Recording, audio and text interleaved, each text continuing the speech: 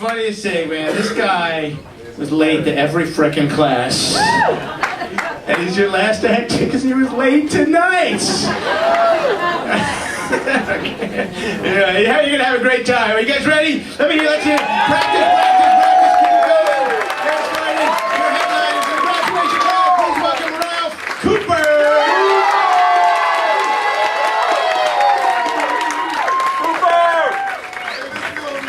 How y'all doing, man? How y'all doing? That's what's up. Yo, give it up for all the other comics who came out. It's been a long night. Had a lot of funny stuff going down. A lot of people, it was their first time really ever coming on stage, and give it up for that. The first time, you understand? That's cool. That's real good. My first time I got crabs, so it was a real interesting experience. Just the way it works. Suicide bombers. Y'all seen this stuff about suicide bombers in the news? You seen it? Y'all seen it? Yeah. Y'all seen it? But I think the whole thing is rather intriguing. It's rather intriguing. Have you noticed, for example, there's not a lot of female suicide bombers? You notice that? Not a lot of them? My whole personal reasoning behind it is that women just aren't going to blow themselves up for dick. It's just not going to happen. All right? They might blow themselves up for like Oprah, some Jimmy Choos, diamonds, the last word. There are a lot of things. Women would do that for, but they're just not going to blow themselves up for dick. And then let's look at the guys. The guys get a raw deal in it. How many virgins do you get? Anybody know? 72? 72 virgins? Yeah, that number's whack. All right, I don't support that. That's bad. I feel as though if I were going to be a suicide bomber, they're going to have to totally change all the rules. All right, for example, 72 virgins? Really? All right, who the hell wants to blow themselves up, get to heaven, and teach? All right. 72 naked chicks who just don't know what the hell to do is not appealing to me. Alright. If I'm gonna be a suicide bomber, number one, I'm gonna need 12 of the greatest whores of all time. I'm talking just nasty, whores. Just women who like their job. That's really important to me. I just blew myself up. You know what I'm saying? I'm gonna need you to work that out. The second, I'm gonna need the greatest, hydroponically, chemically just grown in mango shit and blueberry herb that's been grown and never smoked. The way I look at it, I just blew myself up. I'm gonna need to calm the fuck down. It's just. And finally, I'm gonna need the biggest, just unsinkable, just deep gap, just Guinness, just for days at a time, just huge thing of Guinness. Now I know some of you are like, Guinness, really?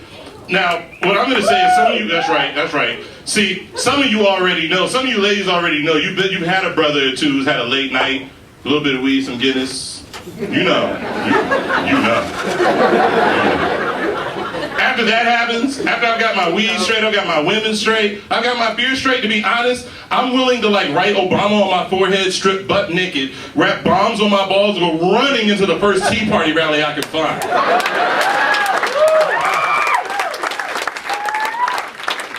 And the Tea Party's intimidating as hell, aren't they? You know what I'm saying? I mean, I look at it Bloods, not intimidating. Crips, not intimidating. High schoolers in Southeast, not intimidating. Tea Party, that's fucking intimidating. And I feel like I know a little bit about intimidating because when I worked in, nicer, more white corporate environments, I was always intimidating because normally I was one of 2 black guys on the floor. I'm bigger than everybody in the place and I have a deep voice, so I was normally a little intimidating. So I decided I'd flip it up and try and work for my peoples, go work with some black folks and shit. I'm still intimidating. And it's different because I'm intimidating because I use big words in complete sentences. And it's just not the same, But I take it back to my high school days. Don't blame me, I take it back to my high school days. Because in my high school days, I was just I was the pro-black. I'm not standing up during the damn anthem. I'm red, black, and green socks and drawers. That was my thing. But then you have to realize that I went to Robert E. Lee High School.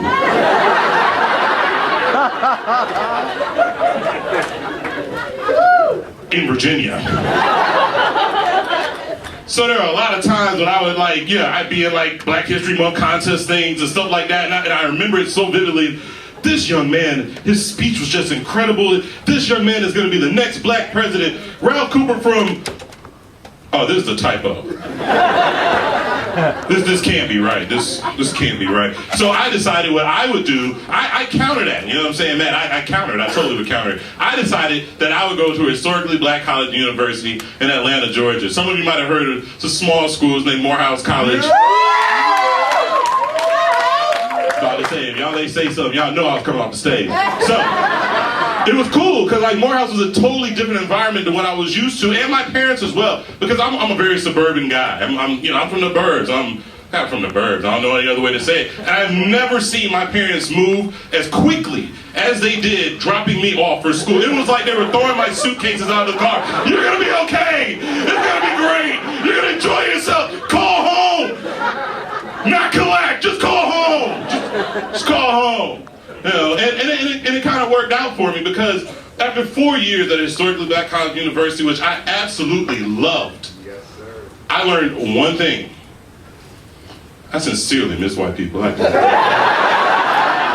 you guys have that. You have better beer, you have better weed, you have better cigarettes. You know what I'm saying? I like cigarettes. I like cigarettes. Where are my cigarette smokers in here? Don't be ashamed. Speak up. Speak up, that's right. Yeah. Where are the guys who smoke cigarettes when your wife are out of town too? Where are those guys at? I love you guys. You know what I'm saying? Because I'm not a real cigarette smoker. That's not what I do. I'm not a cigarette smoker. I'm a borrower. I'm a borrower. I'm that guy who kind of sits outside when the other guys go to smoke and I just wait. Newports. Those make me violent. I don't like those. Doral. That's kind of cheap. I'm not into that right now. I'm not into that. Marlboro Lights. Excuse me, can I borrow a cigarette from you? And it's funny because when you think about borrowing things, it's like borrowing cigarettes. You're not going to get back a cigarette, are you? You know what I'm saying? It's like asking your boy to borrow a condom. It's like, hey, can I borrow? No, I'm not going to give it back, homie. I'm not going to give it back. And with smoking and things of that nature, all of you all, I figure you all live around here, right? Yeah. Good. So you know that during St. Patrick's Day, there was a rule passed where you could actually go into the club and smoke while you drink your Guinness. Did y'all know that? No. Really? Well, see, that means a lot of y'all missed out. I didn't. I'm not even Irish, and I damn sure didn't miss out. So I thought about it in a way where, why don't we just take a day like that and just kind of extend it out? You know, other days where you can take, like, things that are illegal and just do them and not get in trouble. You know, I looked at it like, for instance, if you're in California and you get caught with marijuana, the code is 420. I don't know if any of you knew that. Now, don't ask me how I know. And for the wait staff, I am that Ralph. Now,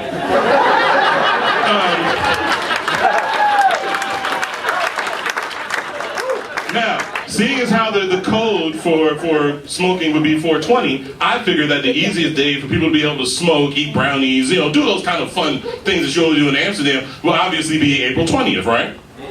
Right? But I'm not discriminating. You know, like, the way I look at it, there's some of you out there in the audience who I'm not going to point out who do cocaine and possibly crack and things like that. I'm not going to call you out. You know who you are. You know who you are. But I feel like you deserve a day too. You deserve a day to be out in public buying rose stems and doing things that you have no business doing. You deserve that day. But I had to think about what day could that be. What day could that be? What day could that be? March 9th. March 9th. I'm sure many of you are like, why March 9th? March 9th, ladies and gentlemen, Marion Barry's birthday.